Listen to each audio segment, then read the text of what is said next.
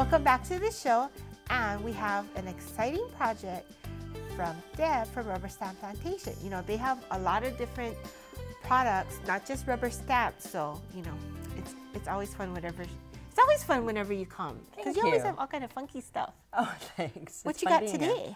Well, today I thought we would make Scrabble tile earrings. Oh. Using Auntie's Hawaiian stickers. So I'm going to put these on so that I have decoration on as I go over how to make them. I love these stickers. They're clear, and which means that they show up. So the first thing I do is I pick out my set of Scrabble tiles that I want to use, and they're slightly different colors, and I want to make sure that the lettering is the same because the backs will show on the back. Oh, okay. So I don't want to make sure that one isn't upside down and one's not right side up like that. So I'm going to choose two that are similar colors, and then I'm going to take two of Auntie's stickers. I buy 2 sheets, so I have identical. There's 27 stickers. You get matching. Exactly. So there's 27 stickers on a sheet, so you can make 27 pairs of earrings with 2 sheets, which I love. And I just place it on, so there's no gluing. Isn't that fabulous? It's so easy. And this is the one from this one. Putting it on wherever you want the design to Exactly, exactly. So I'm just going to stick it on this one in a similar place. Because it's going over the tile. Right? It's going over the tile so that you can see the design. And then I'm going to take my scissors. Oh, okay. And what I do is I cut it at a very steep angle so that it actually cuts slightly in from the edge.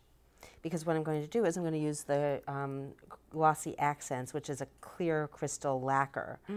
Good stuff. To seal this. And I want to make sure that the lacquer goes to the edge and that the sticker doesn't hang off the edge. That way it seals the sticker. Right. So I'm going to trim it like this because I don't need the whole sticker. And there I have my 2 images. Wow. Voila. I know. Don't you love it? Next thing I do is I take a piece of wax paper, and I'm going to use the back of the stickers actually. And I'm going to put a little bit of E6000. I love this stuff. Don't you love it? It works for just about anything. I'm going to put a little dab on there. Right. It works on, and then I pull it like a little bit to get the bead to go back in, so don't have lots of glumps.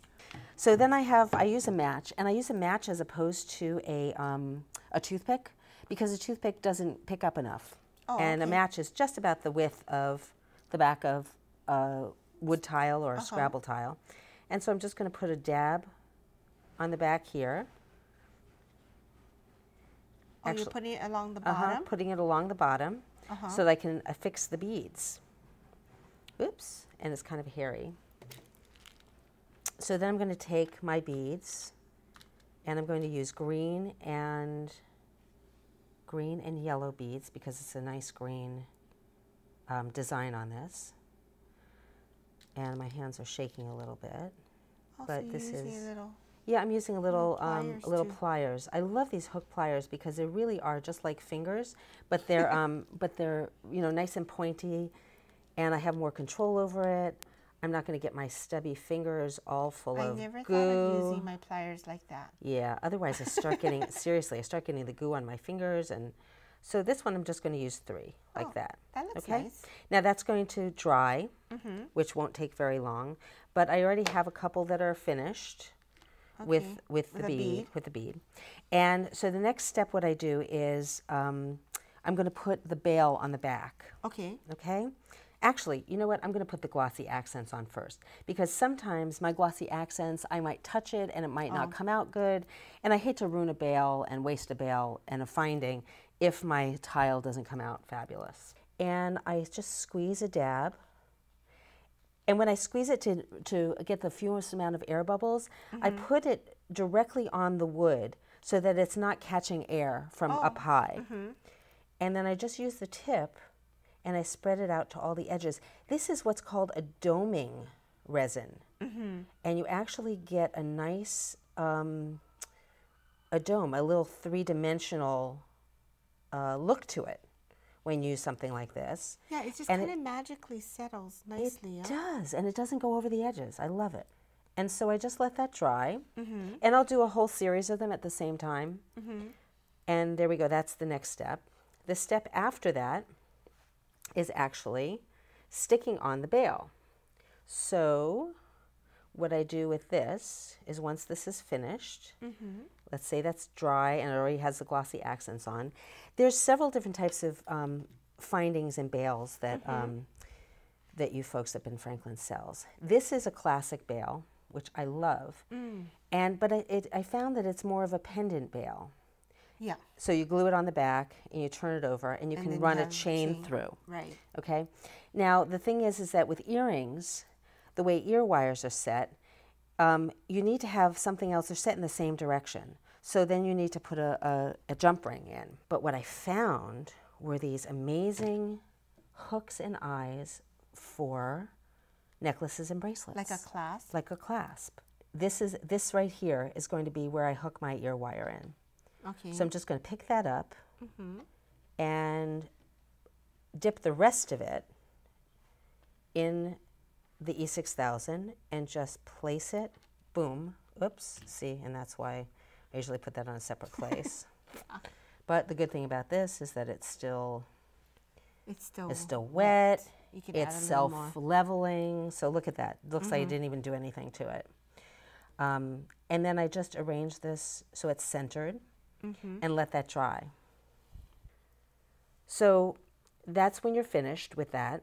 And what I do for the second one of this, if it's a pair of earrings, if you notice, there's kind of an S curve to it, a little S curve. What I make sure I do on the sister one is I face it in the opposite direction. So this curve is facing that way. This one I'll face that direction so that they match, or they mirror each other. Well, that's good. Because you kind of don't want your earrings to be facing in the same direction because you have opposite ears. So they fall the right way. Exactly. Okay, so there we go. We have 1 and 2. Now if you're using the ones with the jump ring, there's a trick to putting jump rings on, which is really fun. And that is when you grab your jump ring so that it doesn't misshapen, you always open side to side. You don't pull it apart. You go like that, right? Right. So then you slip it on, and then all you have to do is pull it directly back from where it was, and you have a perfect jump ring that's not bent. When you open it like this, it's really hard to get that circle back again. Right. And there you have a charm that can go on an earring or anything else. Thank you. Well, thanks for having me. This was really fun. You got to come back again. Okay, we'll do. Well, we're going to take a short break, and we'll be right back.